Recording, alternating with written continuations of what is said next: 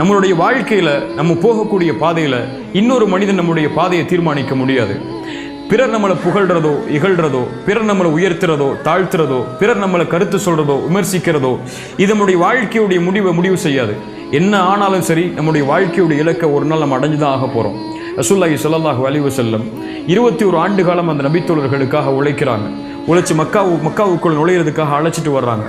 மக்காவுக்குள் நுழையும் போது அந்த இணை வைப்பாளர்கள் தடுக்கிறாங்க.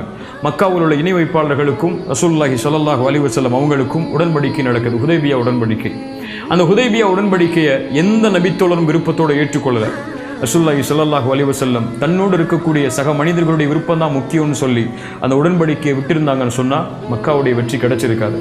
படைச்சவனுடைய திருப்தி தான் முக்கியம். படைச்சவன் என்னை ஏற்றுக்கிட்டா போதும், இந்த நபித்தோழர்கள் ஏற்றுக்காட்டாலும் பரவாயில்லைங்கிறதுக்காக அல்லாஹ்வுடைய தூதருக்கு இருந்த உறுதி மக்காவுடைய வெற்றியை அடுத்த சில ஆண்டுகளிலேயே வாங்கி தந்துச்சு. படைச்சவனை திருப்திப்படுத்தணும்னு ஓடுறவன் இந்த உலகத்தில் வெற்றி அடைஞ்சுக்கிட்டே இருப்பான். படைப்புகளை திருப்திப்படுத்தணும்னு ஓடுறவன் தோத்துக்கிட்டே இருப்பான்.